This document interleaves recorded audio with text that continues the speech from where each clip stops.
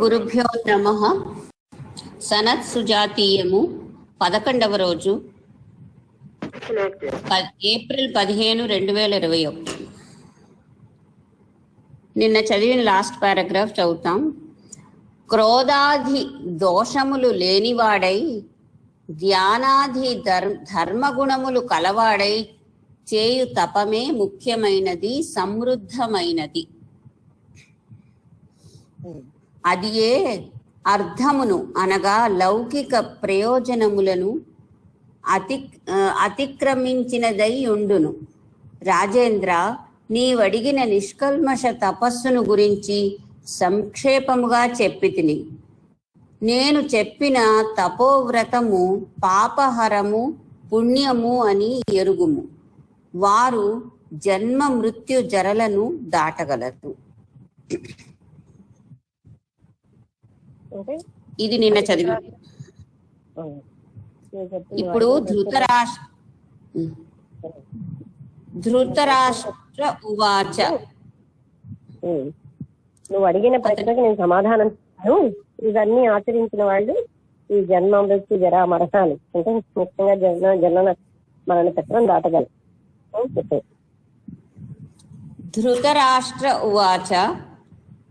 ఆఖ్యాన పంచమైర్వేదైః భూయిష్టం కథ్యతే జనః తథా చాన్యే చతుర్వేదాస్త్రివేదాశ్చ తథా పరే ద్వివేదాశ్చైక వేదాశ్చ ప్యనృషశ్చ వేదాశ్చాప్య నృషశ్చ తథా పరే తేషాంతు కతరః న సాధ్యమహం వేద వైద్విజః. శంకర భాష్యం. మునీంద్ర, ఇతిహాస పురాణ పంచమం అని ఛాందోగ్య మంత్రము చెప్పుచున్నది. కావున ఇతిహాస పురాణ పంచమం అని ఛాందోగ్య మంత్రము చెప్పుచున్నది. కావున పంచమ వేదమును పఠించిన వాడే ద్విజుడని కొందరు చెప్పుదురు.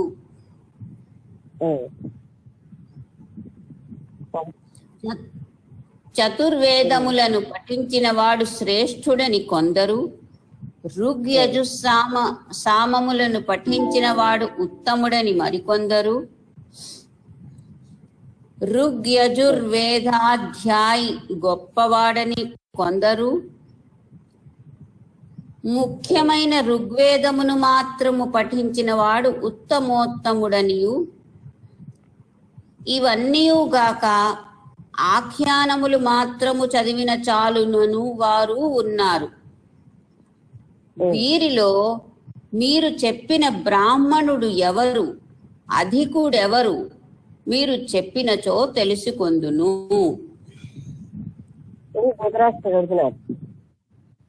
ఆఖ్యానములు చదివిన వారిని, 4 వేదాలు చదివిన వాళ్ళు గొప్పవాళ్ళని, యజుర్వేదం చదివిన వాళ్ళు గొప్పవాళ్ళు, ఋగ్వేదం చదివిన వాళ్ళు, ఇలా రకరకాలుగా చెప్తున్నారు. పంచమ వేదం చదివిన వాళ్ళే దిగులని మీరు ఎలా చెప్తారు అని ఆయన ప్రశ్నిస్తున్నారు. అంటే వీరిలో మీరు, లాస్ట్ క్వశ్చన్, వీరిలో మీరు చెప్పిన బ్రాహ్మణుడెవరు, అధికుడెవరు అని ప్రశ్న కదా. మీరు ఇలా చెప్పిన వాటిలో మీరేమిటి బ్రాహ్మణుని, ఎవరు ఎటువంటి వాడిని అధికుడు అంటారు. నీలకంఠ భాష్యం.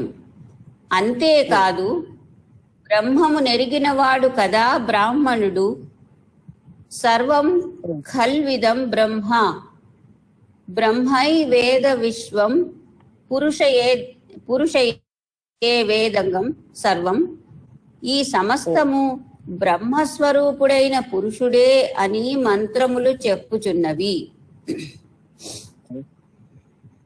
సర్వం ఖల్విదం బ్రహ్మ అంటే సమస్తం కూడా బ్రహ్మస్వరూపమే అని ఆ మంత్రాలన్నీ చెప్తున్నాయి. ఇప్పుడు ఆయన చెప్తున్నారా సమస్త జాతిలో ఇంకా చెప్తున్నది లాగా అనిపించడం లేదు. ఆ క్వశ్చన్కే నీలకంఠ భాష్యం, ఇందాక చదివిన శంకర భాష్యము, ఇప్పుడు చదువుతున్నది నీలకంఠ భాష్యము. అది చదువుతున్నాను, మరి ఆఖరి వరకు వెళితే తెలుస్తుంది. ఇది ప్రశ్ననే నేను అనుకుంటున్నాను.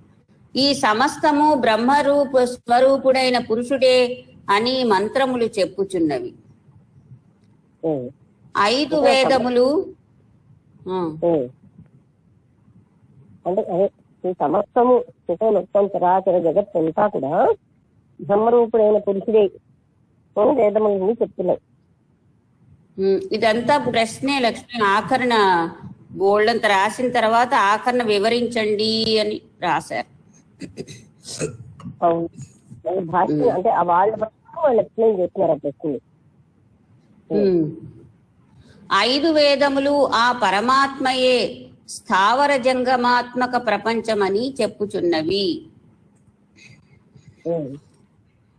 వేదమనగా స్థావరం జంగమం అంటే చర అచర అని, అంటే కదిలేవి కదలని.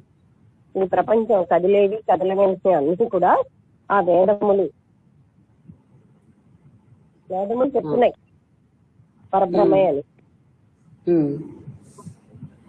వేదమనగా బ్రహ్మము, వేదములు కూడా బ్రహ్మమునే ప్రతిపాదించుచున్నవి. 4 వేదములు 4 పురుషులను పేర్కొనుచున్నవి.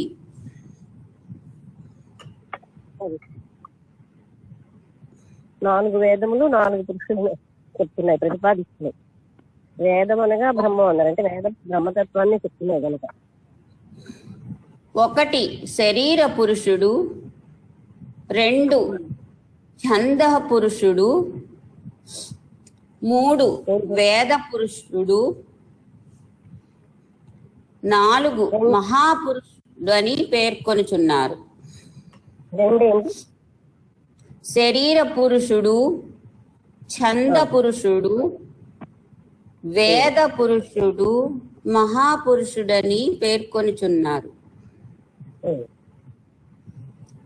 గాయత్రి మున్నగు ఛందస్సులు ఋగ్యజు సామములకు చిహ్నములు.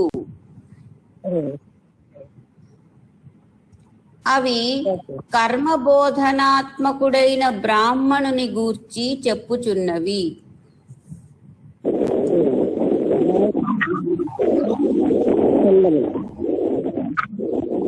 కర్మబోధనాత్మకమైన బ్రాహ్మణుడి కోసం చెప్తున్నారు.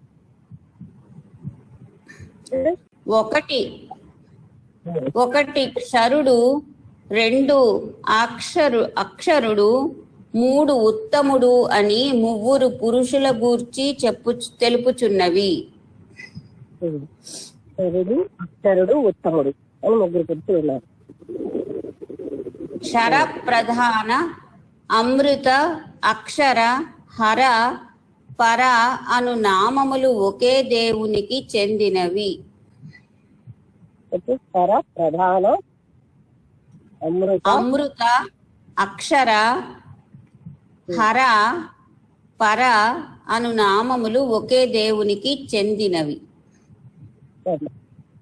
ఇవన్నీ కూడా ఒకే దేవునికి చెందిన నామాలు.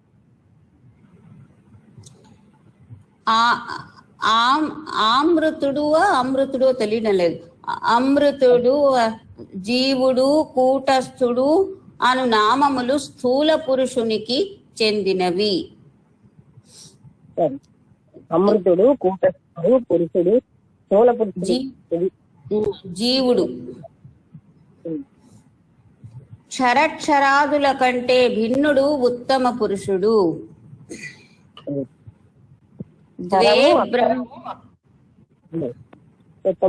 భిన్నమైన వాడు, క్షరముకి అక్షరానికి అతీతంగా ఉన్నవాడు ఉత్తమ. 2 బ్రహ్మణి వేదితవ్యే శబ్ద బ్రహ్మ పరంచయత్ అనే ప్రకారము శబ్ద బ్రహ్మము పరబ్రహ్మము అని బ్రహ్మ పదార్థము 2 విధములుగా ఉన్నట్లు తెలియచున్నవి. శబ్ద బ్రహ్మము పరబ్రహ్మము అని 2 విధాలుగా ఉన్నట్టుగా తెలుసుకోవాలి. బ్రహ్మ పదార్థం నామరూపాత్మకు మగు శబ్ద బ్రహ్మముగాను తత్ అతీతం అను నామము కలది పరబ్రహ్మముగాను కొందరు చెప్పుచున్నారు. శబ్దబ్రహ్మమేమో నామరూపం కలదని, నామరూపం అతీతమైనది పరబ్రహ్మం అని కొందరు చెప్తున్నారు. ఏకదైవాను ద్రష్టవ్యం నేహ నానాస్తి కించన అను మంత్రముచే బ్రహ్మ పదార్థం ఒక్కటే అనియు నానాత్వము భిన్నత్వము లేదనియు ఏకవేదము అంటే ఒకటే బ్రహ్మ వస్తువని కొందరు చెప్పుచున్నారు. కొందరేంటి ఒకటే బ్రహ్మ వస్తువు, ఇన్ని రకాలైన భేదాలే లేవని కొందరు చెప్తున్నారు అంటున్నారు. అంటే ఉన్నది ఒక్క బ్రహ్మమే, ఇంకేమీ లేదు.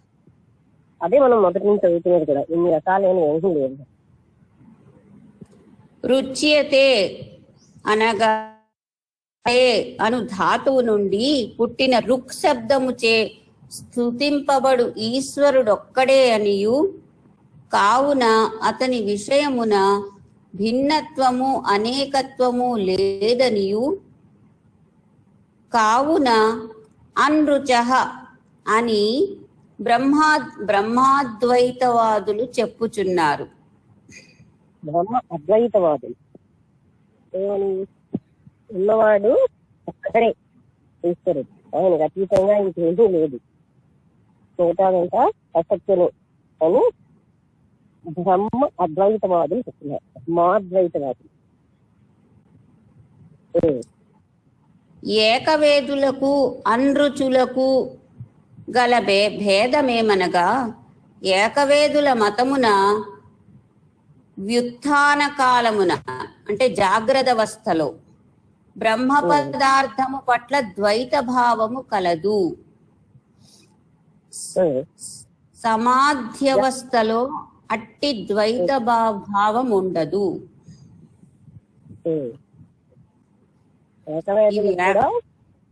అవస్థలో ద్వైత భావం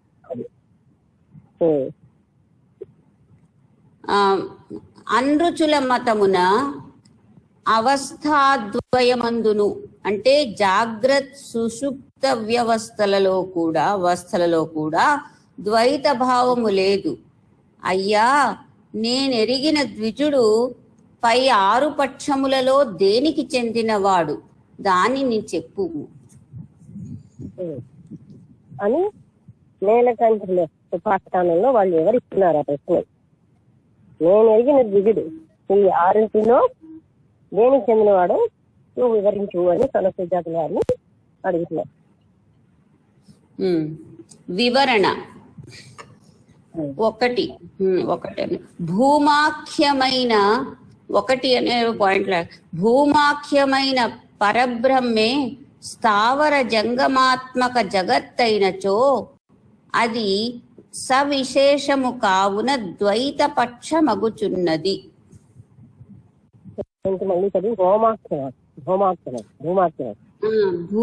భూమాఖ్యమైన పరబ్రహ్మే స్థావర జంగమాత్మక జగత్తైనచో అది సవిశేషము కావున అంటే సవిశేషము కొటేషన్ లో ఉంది, కావున ద్వైత పక్షమగుచున్నది. భూమాత్మకమైన పరబ్రహ్మే స్థావర జంగమాత్మకంగా ఉంది అని చెప్తే అది ద్వైత పక్షం అవుతుంది. అంటే 2 ఉంటున్నాయి, స్థావర జంగమ రూపంలో కూడా ఉన్నది అదే, అక్కడ వేరే అది ఉంది అని ఇలాగ అడుగుతున్నారు. అంటే ఒక దగ్గర ద్వైతాన్ని కూడా అక్సెప్ట్ చేస్తున్నాం, ఒక దగ్గర అద్వైతం ఉన్నదంతా ఎప్పుడో మన జ్ఞాన స్థితిలో తప్ప మిగతా టైంలో ద్వైతమే ఉంది అని చెప్తున్నారు. అది వాళ్ళు చెప్పారు. కానీ అక్కడ ద్వైతం కూడా ఉంది కదా, మీరు వివరించండి. ఇది వివరణలో ఇదే అనుకుంటాను. ఇది వివరణ తాలూకు భాగం. వివరణ అని మీద రాశారు చిన్న హెడ్డింగ్, ఆ తర్వాత నుంచి ఇది మొదలైంది. భూమాఖ్యమైన పరబ్రహ్మే స్థావర జంగమాత్మక జగత్తైనచో అది సవిశేషము కావున ద్వైత పక్షమగుచున్నది. 2 పురుష వివరణ మీద రాశారు. మీ వివరణ తర్వాత మొదటి సెంటెన్స్ ఇది, భూమాఖ్యమైన. 2 పురుష చతుష్టయమును గూర్చి చెప్పెడి రెండవ వాదము సాంఖ్యులకు మీమాంసులకు చెందిన నీరీశ్వర వాదము.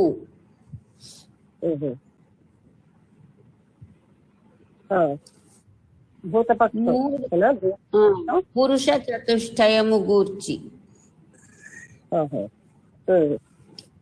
త్రివేదులు అంటే వారు పాతంజలులు అంటే ఏంటో అనగా వారు జీవునకు ఈశ్వరునకు జగత్తునకు భేదము కలదని చెప్పుచున్నారు. త్రివేదులు అంటే జీవుడు జగత్తు ఈశ్వరుడు వేరని చెప్తున్నారు, అందుకని వాళ్ళు త్రివేదులు అన్నారు. 4 ద్వివేదులు ఔడలోముల మతమునకు చెందిన వారు అనగా కార్యాత్మచే కలుగు భేదభావము.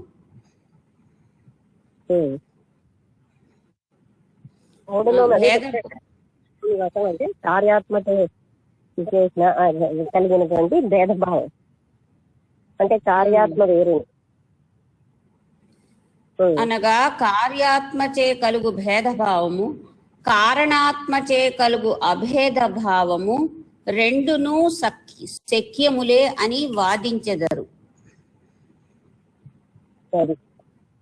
అంటే ఇది కూడా సంభవమే, సత్యం అంటే సంభవమే అని వాదిస్తారు వాళ్ళు ఔడలోములు. ఎట్లనగా ఒకే బంగారము కటక మకుటాదుల రూపమున ఏర్పడు భేదభావమును, బంగారు రూపమున ఏర్పడు అభేద భావమును ఈ రెండును సత్యములే కదా. అంటే వేరు నగల రూపంలో ఉన్న బంగారం ఒకటి, అభేదంగా ఉన్న బంగారం ఒకటి, రెండు కూడా సత్యమే కదా. అంటే బంగారం నగల రూపంలోనే ఉంది, బంగారమే ఉంది అంతటా అభేదంగా. కటకాదులు కార్యము కనకము కారణము ఈ రెండును సత్యములేనని ఔడలోములు వాదించుచున్నారు. కటకాదులు కార్యం నగల రూపంలో ఉన్న బంగారము సత్యమే, ఏకరూపంగా ఉన్న బంగారము సత్యమే అని వాళ్ళు వాదిస్తున్నారు. అందులో రాస్తుంది కటకాదులు కార్యము కనకము కారణము. నగలు మొదలైనవి చేసినప్పుడు అది అంటే దాన్ని అలా చెయ్యడం అనేది ఒక కార్యం, ఇది కారణం అయితే అది కార్యం.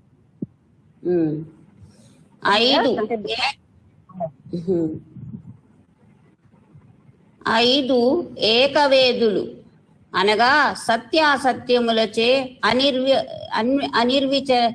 అనిర్వచనీయమై ఉన్నది, వ్యావహారికమై ఉన్నది, అది ప్రాతిభాసికమై ఉన్నది.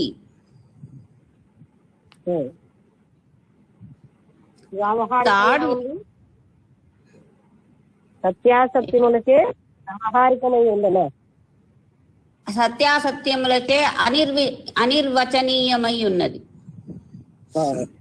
అనిర్వచనీయంగా ఉంది, నిర్వచించలేకుండా ఉంది. వ్యావహారికమునై ఉన్నది, అది ప్రాతిభాసికమై ఉన్నది.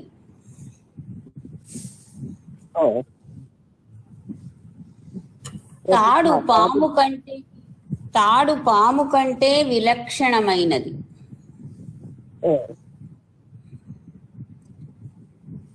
మోక్ష ప్రాప్తి వరకు అబాధ్యము తెలియడం లేదు. మోక్ష ప్రాప్తి వరకు అబాధ్యము, మోక్ష ప్రాప్తి సమయమున జ్ఞానోదయముచే ద్వైత భావము నశించును. మోక్ష ప్రాప్తి సమయంలో అంతవరకు బాధ్యంగా ఉంది, అక్కడ జ్ఞాన భావం చేత ద్వైత భావం నశించి ఒకటిగా అవుతుంది. కావున చెప్పలేదు.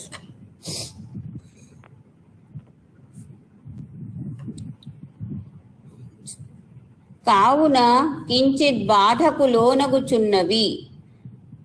కావున కించిత్ బాధకు లోనగుచున్నవి. చీకటిలోని రజ్జువును చూచి సర్పమని భావింతురు. దీపకాంతిచే యథార్థమెరిగిన పిమ్మట ఆ భ్రాంతి పోవును. రజ్జువు అంటే రజ్జువు కూడా, రజ్జువు లేదు, ముందు సర్పమే ఉంది. ఆ సర్పం కూడా ఉంది కదా వాళ్ళ మనస్సులో, భావనలో. అంటే దానికి అస్తిత్వం చాలా ఉంది. సర్పం అనుకునే అనేక రకాలైనటువంటి విధంగా మానసిక స్థితులు ఉన్నాయి. అందుకని సర్పం అనే భావన కూడా కొంతకాలం సత్యం. ఎంతకాలం వరకు అంటే అది రజ్జు అని తెలిసే వరకు. అలాగే వేరుగా ఉంది అన్న భావం ఇప్పుడు మనందరికీ ఉంది. జ్ఞానం వచ్చే వరకు వేరు భావం అలాగనే ఉంది కదా, అప్పుడు పోతుంది. సత్యము అటులే పరబ్రహ్మము సత్యం. వేరు బ్రహ్మము సత్యం అవుతుంది, పరబ్రహ్మము సత్యం అవుతుంది. రజ్జువు నందలి సర్పభావము వలె బ్రహ్మ విషయికమైన ద్వైత భావము ఆ సత్యము. అది వ్యావహారికమే కాని సత్యము కాదు. వరకు ద్వైత విషయమైన బ్రహ్మభావం సత్యం. అది తర్వాత జ్ఞానం వచ్చిన తర్వాత ద్వైతం కాదు, ఒక బ్రహ్మమే అని తెలుస్తుంది. వ్యావహారిక జ్ఞానం ఉండాలి. అనృచులు ఆరవ పక్షమునకు చెందినవారు. వీరు సృష్టివాదులు. చీకటిలో సృష్టి అనృచులు అని రాశారు. అనృచులు ఆరవ పక్షమునకు చెందినవారు. వీరు సృష్టివాదులు. చీకటిలో రజ్జువును చూసి భ్రాంతిచే సర్పమును కల్పించి చెప్పినట్లు ఆత్మయందు జాగ్రత్త స్వప్నములను సమానముగా కలవని కల్పించి చెప్పుచున్నారు. ఆత్మలోనే జాగ్రత్త స్వప్నాలన్నీ ఉన్నాయని వాళ్ళు చెప్తున్నారు. ఇదియే ఏకవాదుల పక్షమునకు అనృచువాదుల పక్షమునకు గల భేదము.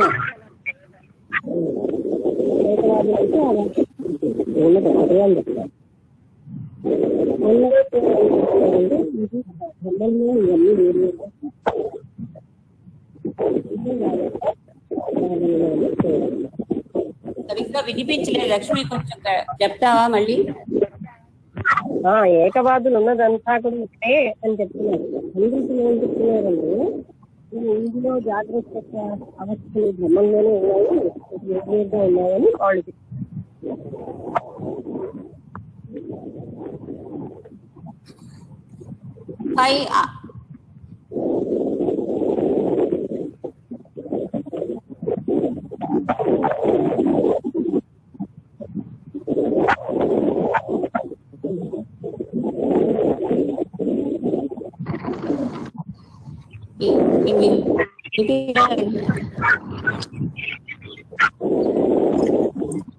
అంత సౌండ్లే వినపడుతుంది, ఏం వినపట్టు. అదే ఏం వినిపించడం. రిపీట్ చేయమని చెప్పండి.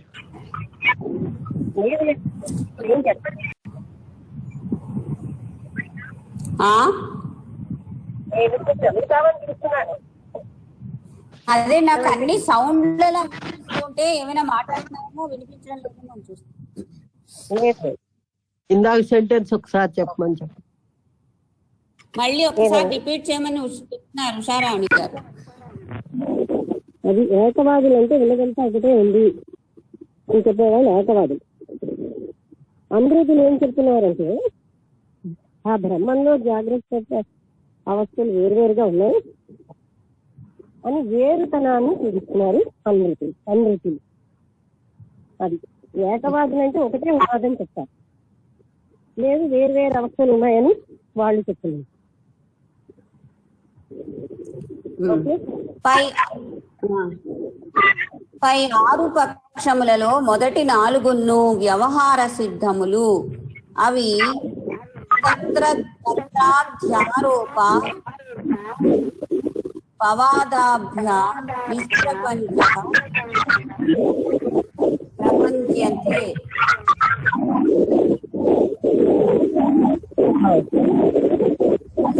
చాలా సౌండ్స్ వచ్చేస్తున్నాయి. హలో, లాగిన్ మళ్ళీ నేను లాగిన్ చేసేదేంటి? నాకు సౌండ్లే వస్తున్నాయి. నువ్వు లాగిన్ అయ్యి వస్తావా, నేను చేయనా? నేను చేసి వస్తాను, ఎలా ఉంటుందో చూస్తా.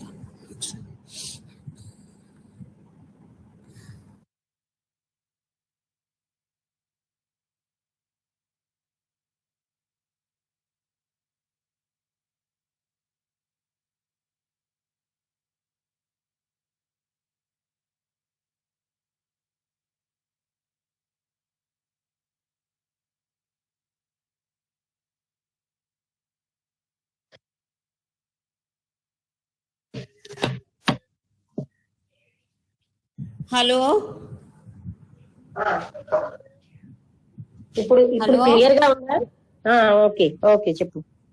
ఇప్పుడు క్లియర్ గా ఉంది. అదే అంటే నా ఇంటర్నెట్ లో ఏమైనా ప్రాబ్లం.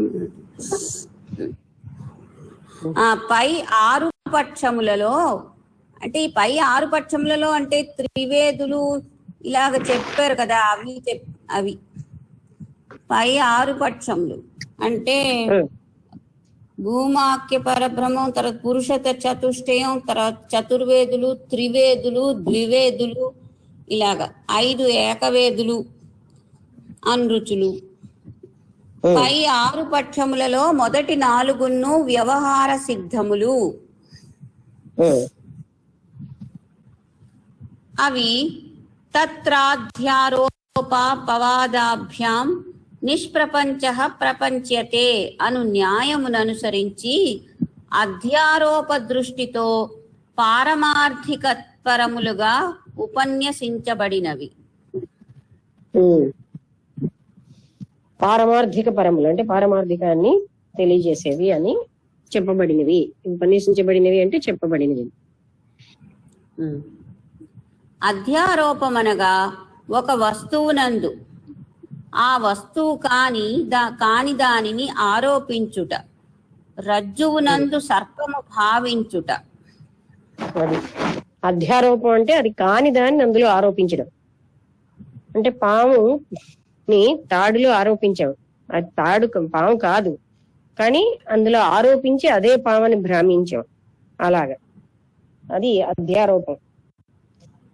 నిష్ప్రపంచమైన బ్రహ్మమునందు ప్రపంచము, శరీర పురుషాదులు, క్షరాదులు, శబ్ద బ్రహ్మము ఆరోపించబడుచున్నవి.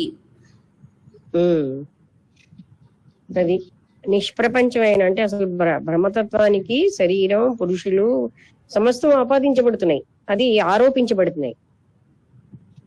బ్రహ్మకి ఇవన్నీ లేకపోయినా శరీరం ఉందని, మనస్సు ఉందని, ఇష్టాయిష్టాలు ఉన్నాయని సమస్తం ఆరోపించబడుతున్నాయి.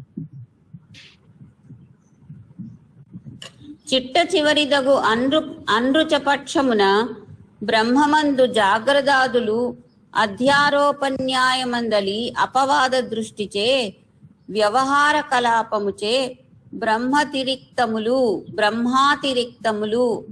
కల్పింపబడినవి. అంటే బ్రహ్మాతిరిక్తములు, అతిరిక్తము, బ్రహ్మాతి అంటే బ్రహ్మ అతిరిక్తం. బ్రహ్మ కానివన్నీ బ్రహ్మకి ఆరోపించబడుతున్నాయని. Next paragraph. అపవాదమనగా బ్రహ్మమందు తదతిరేకముగా ప్రతీతమైన ప్రపంచము యొక్క అభావమును నిశ్చయించి చెప్పుట. అంటే బ్రహ్మలో లేని అభావాన్ని నిశ్చయించి చెప్పడం. అపవాద 1 శ్రౌతము, 2 యౌగికము, 3 ప్రత్యక్షము అని మూడు విధములుగా కలదు. చెప్పు మళ్ళీ యౌగికమా? ఒకటి శ్రౌతము, శ్రౌతము అంటే కత్తిర్స శ్రౌతము, 2 యౌగికము, 3 ప్రత్యక్షము అని 3 విధములుగా కలదు. ఓకే. ఒకటి శ్రౌతము అంటే నేహ నానాస్తి కించన మున్నగు శృతులచే బ్రహ్మాతిరిక్త అభావమును నిశ్చయించి చెప్పుట. అది శ్రౌతము అంటే శృతుల చేత బ్రహ్మాది అభావం నిశ్చయించి చెప్పడం, అంటే ఇక్కడ బ్రహ్మతత్వం లేదు అని అలా చెప్పడం.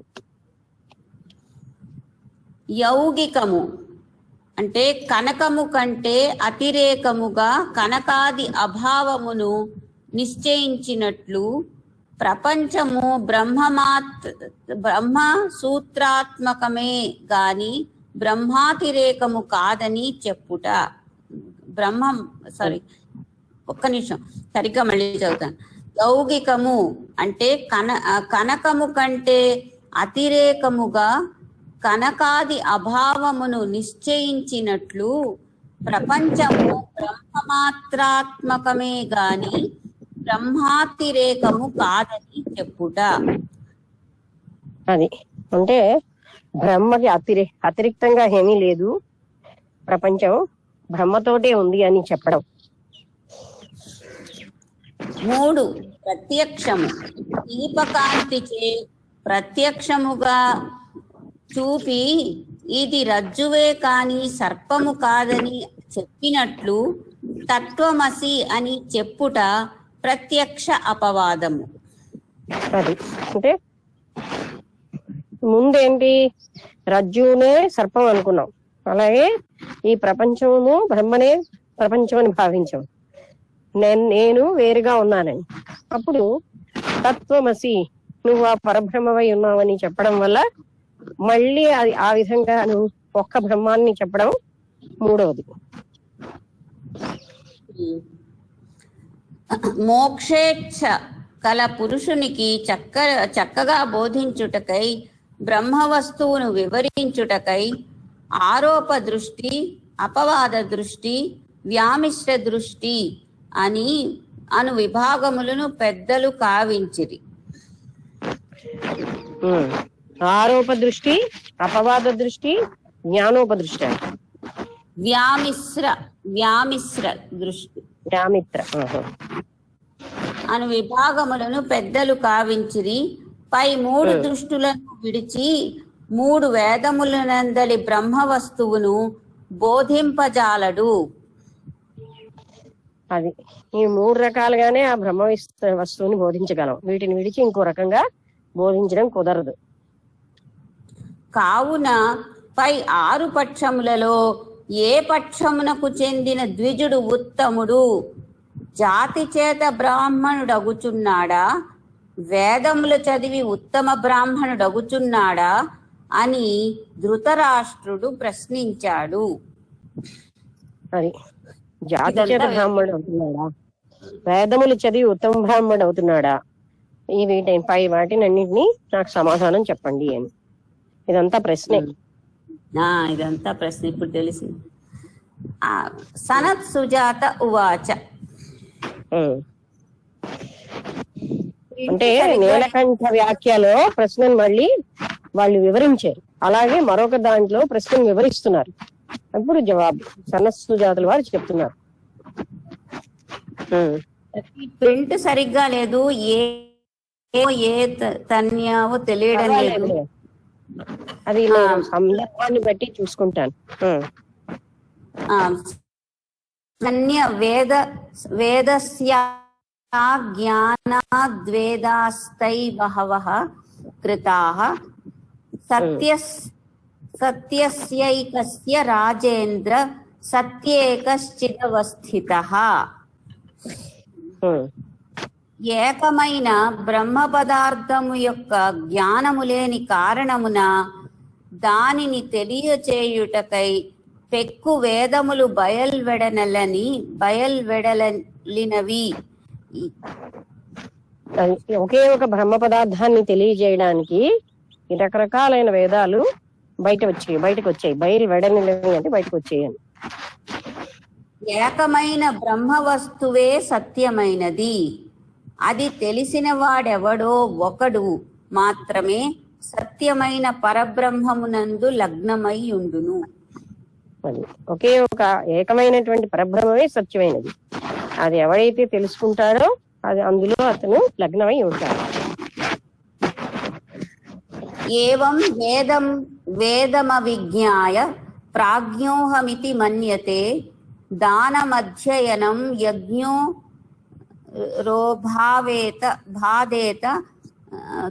భాదే తత్ప్రవర్తతే. ఈ విధముగా వేదమును బ్రహ్మము నెరుగక అహంకారముచే నేనే ప్రాజ్ఞుడినని మానవుడు తలుచుచున్నాడు. అది అంటే వేదముని బ్రహ్మముని తెలియక మానవుడు నేనే చాలా ప్రాజ్ఞుడని అహంకారంతో అనుకుంటున్నాడు.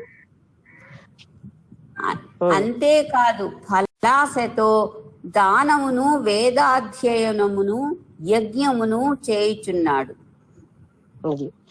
దానం చేసినా యజ్ఞం చేసినా వేదాధ్యయనం చేసినా ఫలాసతోటి చేస్తున్నాడు, ఫలితం ఆశించకుండా నిష్కామంగా చెయ్యటం లేదు. సత్యాత్ ప్రత్యవమానానాం సంకల్పశ్చ తథా భవేత్ తతో యజ్ఞః ప్రవ్రతాయేత సత్యస్యైవావధారణాత్. సత్యమైన పరమార్థ జ్ఞానము నుండి జారిన వాని సంకల్పము వ్యర్థమే అగును. అది సత్యమైనటువంటి జ్ఞానం నుంచి ఎవరైతే జారిపోయారో వాళ్ళ సంకల్పం వ్యర్థమే అవుతుంది. పరమార్థ జ్ఞానం నుంచి జారిపోతే వాళ్ళ సంకల్పాలన్నీ వ్యర్థమే. అందుచేవాడు స్వర్గాది ఫలలాభముతో యజ్ఞము చేయును. సత్యమును యజ్ఞమును గుర్తించిన వాడు సత్యప్రీతికే యజ్ఞము చేయును. అది అందుకని సామాన్యంగా అందరూ ఏం చేస్తున్నారంటే స్వర్గాది ఫల లాభాలకి యజ్ఞం చేస్తున్నారు. సత్యం ఏమిటి యజ్ఞం ఏమిటి అని తెలుసుకుంటే సత్యం కోసమే అందరూ యజ్ఞం చేస్తారు. కానీ ఎక్కువ అంటే అందరూ చేస్తున్నది ఏంటి అంటే ఫలాస, స్వర్గం మొదలైనటువంటి వారు లభిస్తాయి అంటే పుణ్యం అని భావంతో చేస్తున్నదంటే అది ఫలాసతో చేసే కర్మే. విశేషార్థము సత్యము పరమానంద స్వరూపము. అట్టి సత్యము నుండి జారిన వాడు క్షుద్రుడు, వాని ఆనందము క్షుద్రానందము. అది ఇక్కడ క్షుద్రుడికి ఎలాగ చెప్పారు పరివచనం పరిభాష అంటే ఎవడైతే సత్యమైన దాంట్లోంచి జారిపోయాడో అతనే క్షుద్రుడు. క్షుద్రుడు అంటే ఏం లేదు, నీచుడు అని. అంటే క్షుద్రము అంటే చిన్నది, నీచుడు అని అర్థం. అంటే ఎవరైతే సత్యం నుంచి జారిపోయారో వాళ్ళనే క్షుద్రులు అంటారు. అంటే మనం అందరం క్షుద్రులు, ఎందుకంటే సత్యమే మెయిన్ అని జీవించటం లేదు. వాని సంకల్పము అనగా కోరిక కూడా క్షుద్రమే. అది అంటే వాళ్ళ సంకల్పము ఆ కోరిక ఇవి కూడా క్షుద్రమే. ఎందుకంటే వాళ్ళు ఏమో స్వర్గాది సుఖాలే తప్ప సత్యం కావాలని సంకల్పించరు. సత్యమెరిగిన వారి సంకల్పము సత్య సంకల్పమే అగును. అది సత్యం ఎవరైతే తెలుసుకుంటారో వాళ్ళ సంకల్పం సత్య సంకల్పమే అవుతుంది. అట్టి సంకల్పముతో సత్యప్రీతిగా చేయువాని యజ్ఞములు సఫలమగును. అది సత్యం కోసం సత్యప్రీతిగా చేసేవారి యజ్ఞములే సఫలములవుతాయి. లేనిచో సంసార బంధ హేతువులగును. అది అలా కాకపోతే మళ్ళీ సంసార బంధ హేతువులు అవుతున్నాయి. మరొక శ్లోకం. మనసాస్య భవతి వాచాన్యస్యాథ కర్మణ సంకల్ప సిద్ధః పురుష సంకల్పానధి తిష్టతి. మనసా దేవతలను ధ్యానించుటయే మానసిక యజ్ఞము. అది. మనస్సుతో దేవతలను ధ్యానించడమే మానసిక యజ్ఞం. వాక్కులతో దేవతలను స్తుతించుట జపించుట జపయజ్ఞము. అది వాక్కుతో దేవతలను స్తుతించడం జపించడం జపయజ్ఞం. మనస్సుతో ధ్యానించడం మనస్సు యజ్ఞం, మనోయజ్ఞం. యజ్ఞ యాగాదులను ఆచరించుట కర్మయజ్ఞము. యజ్ఞయాగాదులను చెయ్యడం అన్నది కర్మ గనక ఇది కర్మయజ్ఞం. సత్య సంకల్పుడే సంకల్ప సిద్ధుడైన పురుషుడు. అది సత్య సంకల్పం ఎవరికి ఉందో అతనే సంకల్ప సిద్ధుడైనటువంటి పురుషుడు. ఇందాక కూడా అదే చెప్పారు కదా, సత్యం మీద ప్రీతితో చేస్తే అది వాళ్ళ సంకల్పం సిద్ధిస్తుంది. అట్టివాడే సంకల్పములకు బ్రహ్మలోకాదులను అధిష్ఠించగలడు. బ్రహ్మవేత్తయగును. వాడే భ్రాంతి విహీనుడై బ్రహ్మస్వరూపుడగును. అతడే భ్రాంతిని అంతా వదిలేసి బ్రహ్మస్వరూపుడు అవుతాడు, బ్రహ్మవేత్త అవుతాడు, బ్రహ్మను పొందుతాడు. అలాంటి సత్యమే సర్వస్వంగా యజ్ఞం సత్యం కోసమే చేస్తే సత్య ప్రీతితో అతడే పరబ్రహ్మ స్వరూపం అయిపోతాడు. మరొక శ్లోకం. ఆప్నోతి స్వరాజ్యం ఆప్నోతి మనస్పతి వాక్పతిశ్చక్షుష్పతి శ్రోతపతి విజ్ఞానపతి శృతి. పరాట్టు అనగా పరబ్రహ్మము, స్వరాజ్యము అనగా బ్రహ్మైశ్వర్యము. స్వరాజ్యమా? స్వరాజ్యం బ్రహ్మ వస్తువును మనస్సును ధ్యానించి పొందిన వాడే మనశ్రుతి వేద పఠనమును జపమును బ్రాహ్మి ప్రీతిగా చేయువాడే వాక్పతి. అదే మనసులోని బ్రహ్మ వస్తువుని ధ్యానిస్తున్నవాడు అతను బ్రహ్మత్వాన్ని పొందుతున్నాడు. అలా కాకుండా వాక్కుతో తర్వాత ఏంటి చెప్పు? వాక్ వేద పఠనమును జపమును బ్రహ్మ ప్రీతిగా చేయువాడే వాక్పతి. అంటే ఆ వేద పఠనం కూడా జపం కూడా బ్రహ్మ ప్రీతిగా చేస్తుంటే అతన్ని వాక్పతి అని అంటాం. కనులు మూసుకొని ఆజ్ఞాచక్రమున బ్రహ్మమును చూచువాడే చతుష్పతి. అలా కాకుండా కళ్ళు మూసుకుని ఆజ్ఞాచక్రంలో బ్రహ్మని చూస్తే అతన్ని చతుష్పతి అంటున్నారు. రకరకాల పేర్లు, రకరకాల చక్షుష్పతి కళ్ళతో అంటే కళ్ళు మూసుకుని అంతర్గతమైన కళ్ళతో చూస్తున్నాడు గనక అతన్ని చక్షుష్పతి అంటారు. చెవులతో బ్రహ్మ విషయమును వినువాడే శ్రోత్రపతి. చెవులు గనక శ్రోత్రం, అందుకని చెవులతో బ్రహ్మ విషయాన్ని వినేవాడు శ్రోత్రపతి అంటున్నాడు. పై రీతిన విజ్ఞాన స్వరూపముగా బ్రహ్మము నెరిగిన వాడే విజ్ఞానపతి అగును. అలా కాకుండా విజ్ఞాన రూపంగా బ్రహ్మమును తెలుసుకుంటే ఆయన విజ్ఞానపతి అని అంటున్నారు. వాక్పతి అనాహత చక్రమున, మనస్పతి మణిపూరక చక్రమున, ఒకసారి వాక్పతి అనాహత చక్రంలో, తర్వాత మనస్పతి మణిపూరక చక్రమున, మనస్పతి మణిపూరక చక్రంలో, చక్షుష్పతి ఆజ్ఞాన చక్రమున, ఆజ్ఞాచక్రం, చక్షుష్పతి ఆజ్ఞాచక్రంలో, విజ్ఞానపతి సహస్రార చక్రమున, విజ్ఞానపతి ఏమో సహస్రార చక్రంలోని, శ్రోత్రపతి ప్రణవ స్వరూప నాద బ్రహ్మమునకు ఆధారములైన మూలాధార స్వాధిష్టానములందు ప్రాణాయామమున కూడకలరు. అంటే మూలాధార స్వాధిష్టానంలో ప్రాణాయామంలో ఎవరు చేస్తారు అతను ఏమంటాడు? నేను చదువుతాను, నాకు సెంటెన్స్ అంతగా బోధపడలేదు.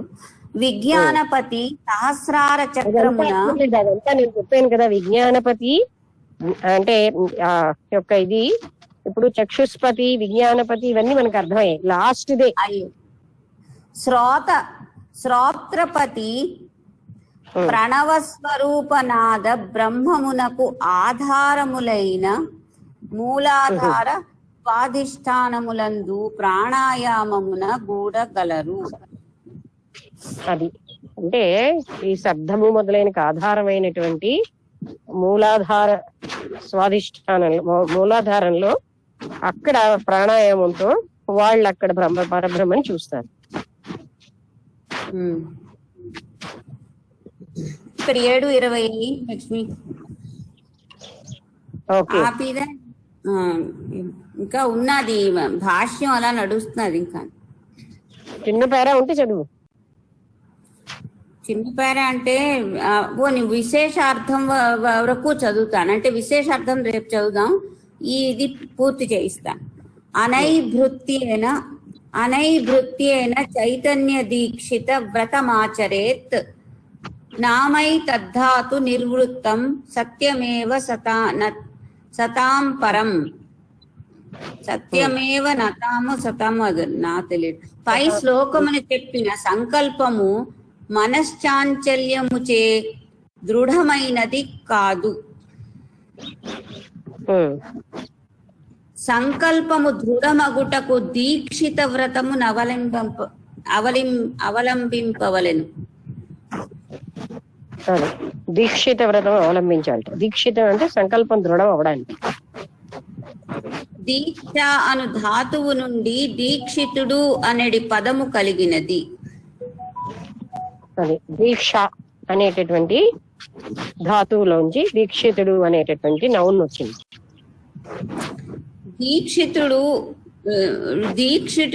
దీక్షితుడున్నగుము సజ్జనులకు సత్యమైన బ్రహ్మమే ధ్యానార్హమగుట చేత శ్రేష్టమైనదని ఎరుగుము. అది అంటే దీక్షతోటి ధ్యానాతోటి సత్యమైన బ్రహ్మని వాళ్ళు పొందుతున్నారు. అదే శ్రేష్టమైనది దీక్షతోటి.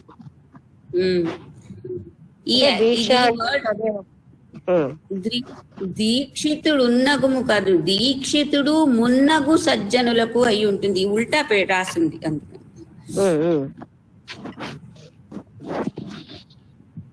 అదే సత్యమైన బ్రహ్మమే ధ్యానార్హ మగుట చేత శ్రేష్టమైనదని ఎరుగుము. అది అంటే వాళ్ళకి బ్రహ్మంలోనే దీక్ష ఉంది, అదే దాని మీదనే వాళ్ళు ధ్యానం చేస్తారు గనక అది శ్రేష్టమైనది. విశేషార్థం మనస్సు చంచలమైనది, అది నిశ్చలము కానిచో బ్రహ్మ సాక్షాత్కారము కాదు. అది చంచలమైన మనస్సు నిశ్చలం కాకపోతే బ్రహ్మ సాక్షాత్కారం కుదరదు. అందుకనే దీక్ష ఎందుకు ఉండాలి అంటే ఆ మనస్సుని ఏకాగ్రం చేసుకుని ఒక్కటే దాని మీద మనస్సుని పెట్టగలిగినప్పుడే బ్రహ్మ సాక్షాత్కారం వస్తుంది. 4 వైపులు వెళ్ళిపోవడం కంటే. అందుకే దీక్షితులు అవ్వాలని చెప్పడానికి కారణం అది. 4 రకాలుగా వెళ్తున్న మనస్సుని ఒక్కదాని మీదే పెట్టగలగడం అన్నది దీక్ష. దీక్షితులు చేసే పని అది. తన అజ్ఞానము వలన ఆత్మయననేమో తెలియదు, తన సంకల్పము దృఢము కానందున వ్యర్థమగును.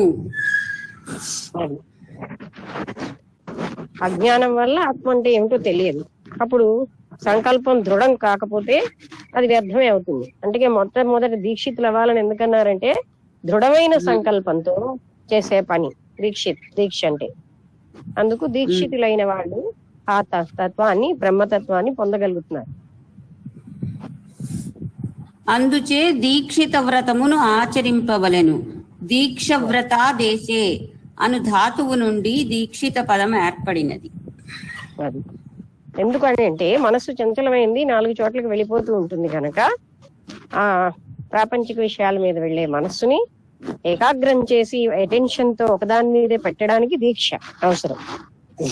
అందుకు దీక్షిత వ్రతం ఆచరించాలి అంటున్నారు. అంటే ముందు దీక్షితులు అయినప్పుడే బ్రహ్మతత్వం మీద ధ్యానం చేయగలం, లేకపోతే ధ్యానం కుదరదు.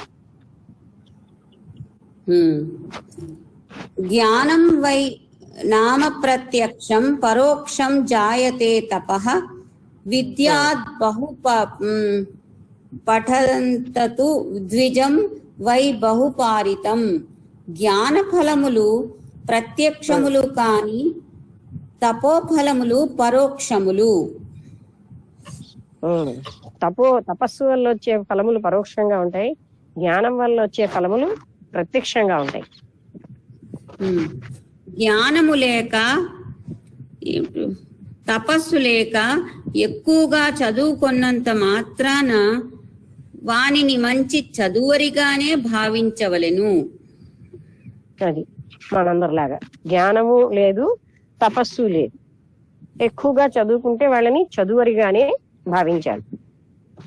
అంటే ఎంత చదివినా జ్ఞానం ఉండాలి, తపస్సు ఉండాలి, దాని మీదే ధ్యానం పెట్టాలి. ఎంత మనం బ్రహ్మతత్వం కోసం చదివినా చదువులమే గాని అది జ్ఞానం పొందలేము. జ్ఞానము లేదు, తపస్సు లేదు. ఇక్కడ ఆపుదాం, 7:25 అయింది. దీంతో అయిపోయింది. తర్వాత నీలకంఠ భాష్యం. అంటే ఇవాళ మనం నేర్చుకున్నది ధృతరాష్ట్రుడు అడుగుతున్నాడు అనమాట. ఇలా రకరకాలైనటువంటి చెప్పి ఎవరు ఇందులో అసలైనటువంటి జ్ఞానం అంటే ఎవరు బ్రాహ్మణులు అంటే బ్రాహ్మణుడు అంటే బ్రహ్మజ్ఞానం అని దాన్ని బ్రహ్మత్వం దేన్ని బ్రహ్మం అంటున్నాం అంటూ దాని మీద రకరకాలుగా ఒపీనియన్స్ ఉన్నాయన్నమాట.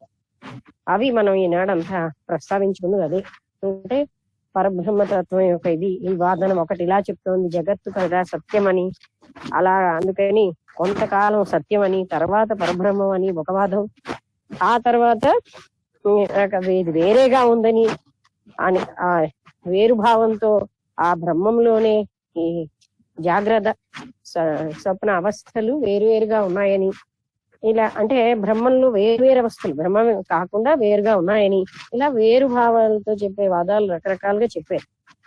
అయితే ఇందులో ఏది మీరు చెప్తారు సత్యమని అని ప్రశ్నిస్తే దానికి ఆ ప్రశ్నకేమో నీలకంఠ భాష్యం ఇంకా వేరువేరుగా వాళ్ళు ఎలా చెప్పారు అవన్నీ అంటే పరబ్రహ్మతత్వం కాకుండా ఇంకా ఏమో ఉన్నాయని వీళ్ళు ఇవన్నీ బోధపరుస్తారు.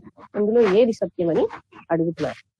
అప్పుడు ఆయన ఇంకా ఆ చెప్పడంలో ఇంకా ఈ బ్రాహ్మడు అంటే బ్రహ్మజ్ఞానం తెలిసినవాడా లేకపోతే అన్ని వేదాలు అవి చదువుతున్నవాడా, పుట్టుకతో బ్రాహ్మడు అవుతాడా, ఇవన్నీ ఆయన ప్రశ్నలు. దానికి సనస్సు జాతుల వారు సమాధానం చెప్తున్నారు. అంటే మొట్టమొదట బ్రహ్మజ్ఞాన తపనతోటి చేస్తేనే అది అంటే ఆ సత్య తపనతో చేసినటువంటి ఏ యజ్ఞమైనా ఫలిస్తుంది, లేకపోతే ఆ యజ్ఞం ఫలించదు. కేవలంగా పుణ్యం కోసం అని లేదా ఫలం కోసం చేసినప్పుడు వాళ్ళు ఏదో స్వర్గాది లోకాల కోసం చేసినప్పటికీ అది ఇటువంటి ఫలితాన్ని ఇవ్వదు. అయితే ఇవన్నీ కర్మకాండలని, జపం చేస్తే జపయజ్ఞం అని, మనసుతో చేస్తే మనోయజ్ఞం అని, ఇలాగా జ్ఞానం వల్ల వచ్చేది జ్ఞాన బ్రహ్మ అంటే జ్ఞానానితో బ్రహ్మం తెలుసుకోవడం, జపంతో తపస్సుతో ఇలాగ రకరకాలుగా చెప్పారు. తర్వాత ఎప్పుడైతే సత్య తపన అంటే దాని మీదనే మనం ఎక్కువగా మనసు సాధారణంగా చంచలం గనక దీక్షితులు అవ్వాలి. దీక్షితులు అవ్వడం అంటే ఏంటి? దీక్ష కలగడానికి దీక్షిత వ్రతం చెయ్యాలంటున్నారు. అంటే అటెన్షన్ బాగా ఒకదాని మీదే ఉండాలి అంటే చంచలమైన మనస్థితి నుంచి బయటపడాలి. ఇది మనకి ఇందులో ఇవాళ చెప్పబడింది. దీక్షితులు అవడం అంటే వాళ్ళు మనస్సు అంతటి నేను ఇందాకలో ఒకటి ఏమిటి చెప్పారంటే రజ్జు సర్పభ్రాంతి ఉంది అంటే ఆ రజ్జు వేరేగా ఉందన్న భావంతో అంటే సర్పమే ఉన్నది, రజ్జువులో సర్పాన్ని ఆపాదించాం. ఇలా ఆపాదించేది కూడా ఒకటి ఉందని కూడా అంటే మనం ఇలా ఆపాదిస్తున్నాం, బ్రహ్మంకి శరీరం ఉందని వికారాలన్నీ ఉన్నాయని ఇవాళ మనం ఆపాదిస్తున్నాం. ఇది కూడా ఒకటి చెప్పారు. తర్వాత ఫైనల్ గా దీక్షతో చేసినటువంటి ఆ ఏ తపస్సు ధ్యానము అవి ఫలిస్తాయి. అప్పుడు మాత్రమే వాళ్ళు బ్రహ్మజ్ఞానాన్ని పొందగలరు. ఎందుకంటే చంచల మనస్సుతో అది జరగదు. అందుకని దీక్షితులు అవ్వాలంటే ఏంటి? ఒకటే అటెన్షన్ ఉండేటట్టుగా అవ్వాలి మనం. ఓకే,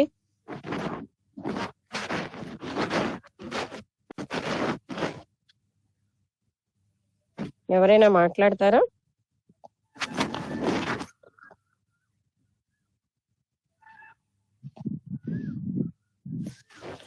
ధృతరాష్ట్రుడు కూడా జ్ఞానం ఉన్నవాడు కనుక ఇన్ని రకాలుగా అడుగుతున్నాడు. అవన్నీ తెలుసుకున్నవాడే, కానీ ఆయనకు బుద్ధి బాగులేదంతే. ఆయన యొక్క ఏమంటారు వాసన బలం బాగులేకపోవడం వల్ల పతనం అవుతుంది ఆయన ఏడి.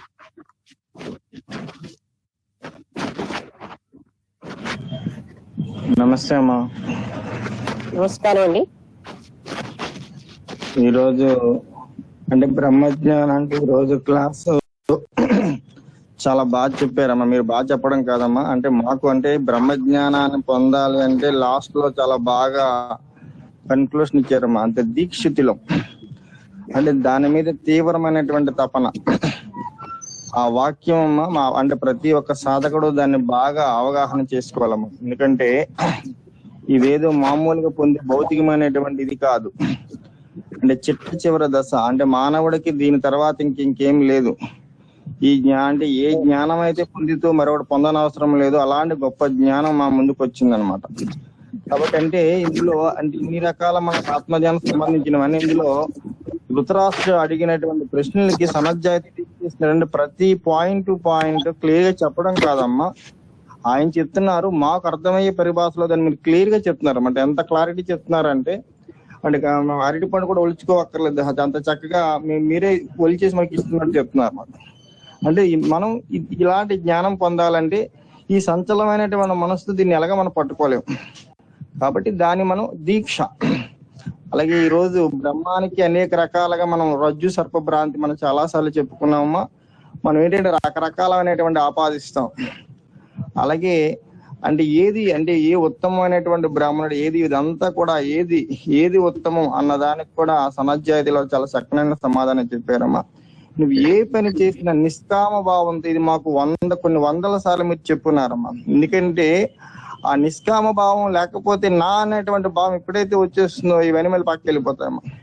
ఆ నిష్కామ కర్మ అంటే గీతలో పరమాత్మ చెప్పినటువంటి నిష్కామ కర్మ మీరు పదే సార్లు అంటే ఇమేజ్ మేకింగ్ ఇవన్నీ మళ్ళీ అందులో వచ్చేస్తాయమ్మా. తర్వాత ఇంకోటి ఏంటంటే సత్యం పట్ల తీవ్రమైనటువంటి తపనమ్మ. ఆ సత్యం పట్ల ఎప్పుడైతే తీవ్రమైనటువంటి తపన ఉంటుందో ఆ సత్యం గురించి కూడా చక్కగా చెప్పడం జరిగిందమ్మా.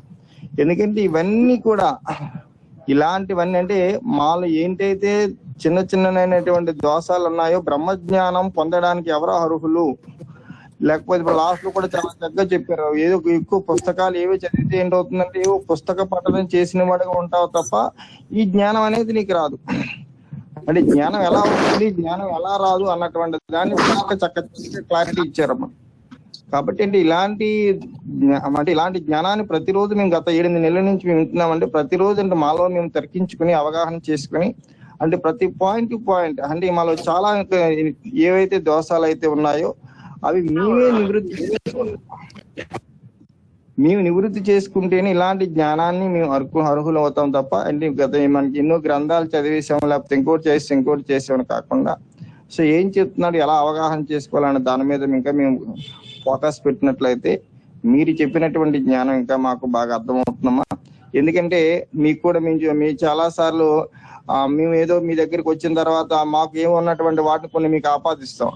అంటే ఇంతకు ముందు కూడా మనకు చాలా సార్లు వచ్చిందా మీ ఆపాదించడం. అంటే మన అవకోణాలను ఏం చేస్తామంటే కొంతమంది దగ్గరికి వెళ్ళి మనం వాళ్ళకి ఆపాదిస్తుంటాం అనమాట. మనకు ఉన్నటువంటివన్నీ కూడా. సో అలా మనం బ్రహ్మాన్ని కూడా ఆపాదిస్తున్న చక్కగా చెప్పడం జరిగిందమ్మా. సో ఇలాంటి గొప్ప జ్ఞానాన్ని మీరు ఎంతో ప్రేమతో ఓపికతో మా అందరికి అందిస్తున్నారు. మేము దీన్ని సక్రమంగా వినియోగించుకున్నట్లయితే మేము కూడా అర్హులు అవుతామని చెప్పి అనుకుంటున్నామమ్మా. కాబట్టి ఇలాంటి గొప్ప జ్ఞానం అందించినటువంటి మీకు శతకోటి నమస్కారాలమ్మా. గురువం తత్సత్. బాగా చెప్పారు. మీకు ఎవరైనా చెప్తారా?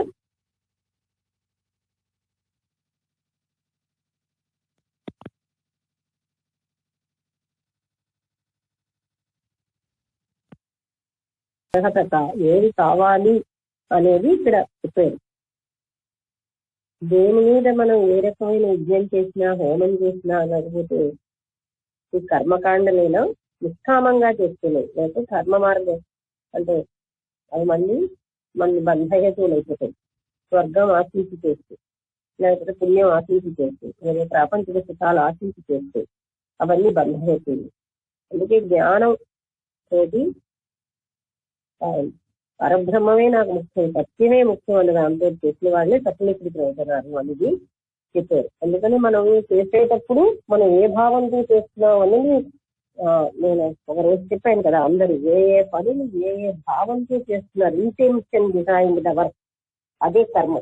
అది మనం చూసుకుంటే మనం అన్ని కూడా ఇలాంటి బంధాన్ని కలిగించేటటువంటి ఫలితాలతోటే చేస్తున్నాం.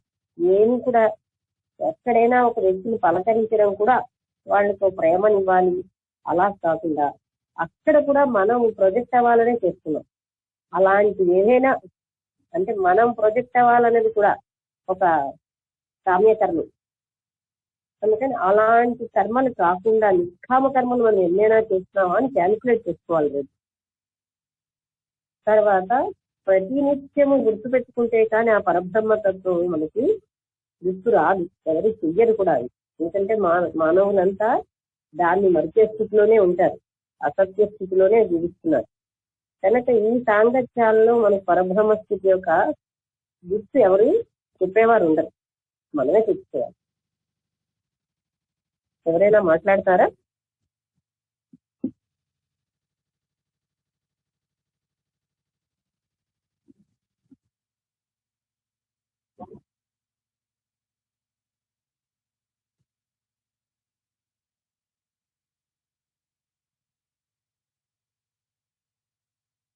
ఎన్ని రకాల తపస్సులు చేసినా, ఎన్ని రకాలైన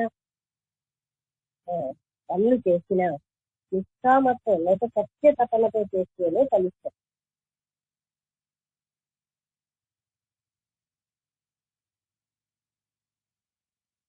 అది మన గురించి మన నిత్య జీవితంలో కూడా సత్య తపనకి ప్రాముఖ్యం ఇచ్చినప్పుడు మనం అసలైనటువంటి టార్గెట్ పొందగలం.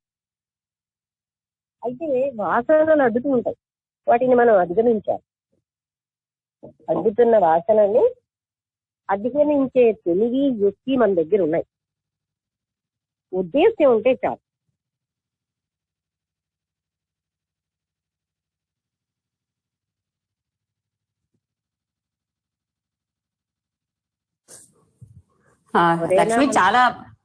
లక్ష్మి చాలా బాగా ఎక్స్ప్లెయిన్ చేసావు.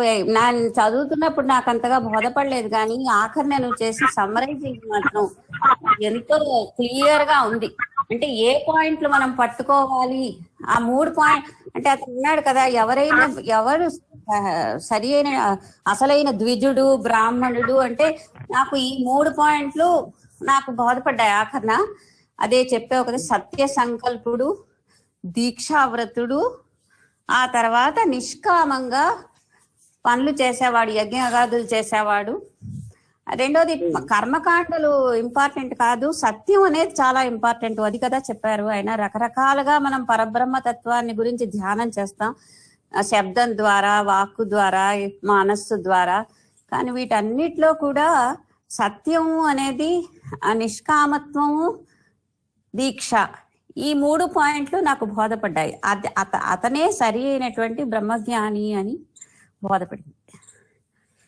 అంటే జపం కూడా పరబ్రహ్మతత్వాన్ని దృష్టిలో పెట్టుకుని ఆ దానికోసం చేసిన జపం ఫలిస్తుంది. అలాగే ధ్యానం, అదే ముఖ్యమని చేసిన ధ్యానం ఫలిస్తుంది. కర్మకాండలు కూడా ఆ సత్యం కోసమే చేస్తే, ఎందుకని ఇంటెన్షన్ బిహైండ్ ద వర్క్. అది కర్మకాండలు కేవలం ప్రాపంచిక సుఖాలకి చేస్తున్నావా, లేకపోతే స్వర్గ సుఖాలకి చేస్తున్నావా, లేకపోతే సత్య తపనతో పరబ్రహ్మ తపనతో చేస్తున్నామా అనేదే అక్కడ ఇంటెన్షనే మనని బంధిస్తుంది. అందుకే మనం దేన్ని ప్రాక్టీస్ చేయాలంటే ప్రతి కర్మకి నా ఇంటెన్షన్ ఏంటి అని చూసుకోగలగాలి. మొదట వేసి తను తాను చూసుకోగలగాలి కదా. అంటే ప్రతి కర్మ చేసినప్పుడు నా ఇంటెన్షన్ ఏంటి, ప్రతి కర్మలో ఇంటెన్షన్ మనం నిష్పక్షపాతంగా చూస్తే చాలా బాధాకరంగా ఉంటాయి, మనకి బాధాకరంగా ఉంటాయి. కానీ యాక్సెప్ట్ చేయగలగాలి, చేసినప్పుడే అందులోంచి బయటపడగలం. ప్రతి కర్మలో నా ఇంటెన్షన్ ఏంటి, కామ్య కర్మలు తప్ప ఏమైనా నేను చేస్తున్నానా అని చూసుకోగలగాలి ప్రతిరోజు. మనకి కామ్యకర్మలు ఎక్కువగా ఉన్నప్పుడు బంధనం కాకుండా ఏముంటుంది, జ్ఞానంతో ఒక మాట తెలిసిస్తుంటే జరగదు. అదే చెప్పారు కదా, వాళ్ళని ఏమంటారని, వాళ్ళని చదువర్లు అంటారు. చదవడమే చేసి తపస్సు ధ్యానము ఏమి అంటే విచారణ ఏమి చెయ్యకపోతే చదువర్లే అవుతాం మనం. చదువర్లుగా ఏమీ కుదరదు. చదువర్లకి చదివినంత మాత్రంలో ఏంది రాదు. అందుకని మనం చేసే ప్రతి పని మన వెనకాల మనం నిత్య జీవితంలో చేయగలిగే పని ఏంటంటే ఒక్కొక్క పనిని ఏ లక్ష్యంతో చేస్తున్నాను అని చూసుకోగలగడం. ఎంత ఫాస్ట్ గా చేస్తున్నా మనకు అర్థమైపోతుంది. అలా కొన్నాళ్ళు తీసుకుంటూ ఉంటే ప్రతి పని వెనకాల ఉన్న ఉద్దేశ్యం మనకు కనిపిస్తూ ఉంటుంది. మనకి మన మన పని వెనకాల ఉన్న మన ఉద్దేశ్యాలు ఎదుటి వాళ్ళది మనం ఆపాదించడం కాదు. అందులో మనం చూసుకోగలగాలి. అప్పుడు వ్యక్తికి తన పరిమితులు తెలుస్తాయి. తను ఫలితంతో చేస్తున్నాడు, లేకపోతే తనలో ఎన్ని అగ్లీ లక్షణాలు ఉన్నాయో ప్రతి వ్యక్తికి తన అగ్లీనెస్ తనకి తెలుస్తుంది. తెలిసినప్పుడు ఆటోమేటిక్ గా వర్కింగ్ అవుట్ అన్నది జరుగుతుంది.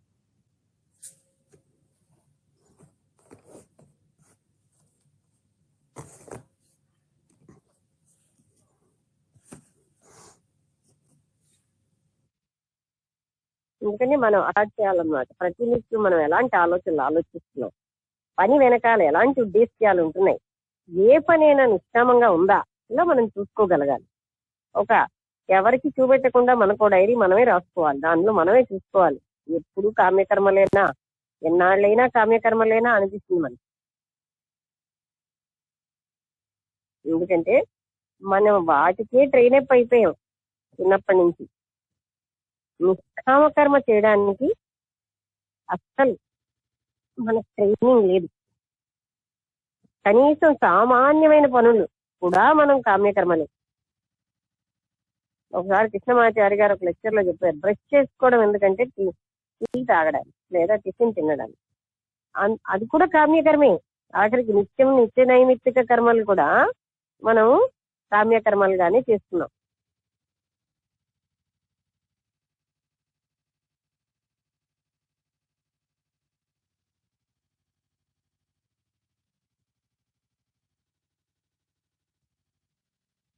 ఇది ఈ రోజు విషయం అనమాట. అంటే ఆ దీక్ష అనేది ఎందుకు అంటే మనకి ప్రతి వాడికి కూడా అటువంటి ఏకాగ్రతమైన, అంటే ఒకటే వన్ పాయింటెడ్ అనేసి అనేది కాకపోయినా అటెన్షన్ అనేది మనకి బాగా ఉన్నప్పుడు మాత్రమే మనం అసలైన దాన్ని విచారణ చేయగలం, తెలుసుకోగలం. లేకపోతే మనసు చాంచల్యమైన కనుక ఇటువంటి వెళ్ళిపోతుంది. అందుకని మనం స్టార్ట్ చేయాల్సింది ఏంటి అంటే ముందు ఈ ప్రాపంచిక విషయాల్లో ఏది పొందవలసింది లేదన్న ఒక అభిప్రాయం గట్టిగా స్థిరంగా ఏర్పరచుకుంటే అప్పుడు మనస్సు కొంచెం ఏకాగ్రతకు వస్తుంది. ఇంకా ఇక్కడ ఏదో ఉంది, అక్కడ ఏదో ఉంది, ఏదో ఆ స్థలం చూడలేదు, ఈ స్థలం చూడలేదు, అల్లక్కడికి వెళ్ళలేదు, ఇక్కడికి వెళ్ళలేదు, ఇల్లు వేయలని చూడలేదు, ఇలాంటి వాటితో ఉంటే మరి అది ఏకాగ్రం ఎలాగవుతుంది? లేకపోతే దీక్షితమైన మనసు అవ్వదు కదా.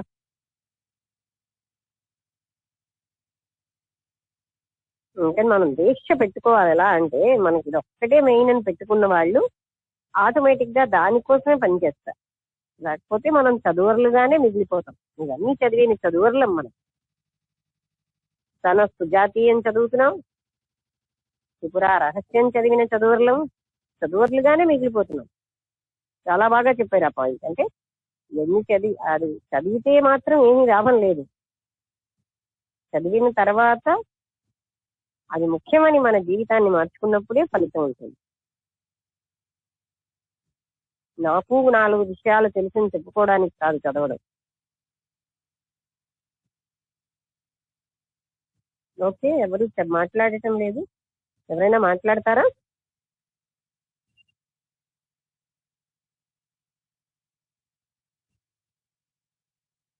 ఎవరు మాట్లాడకపోతే ముగించేద్దాం.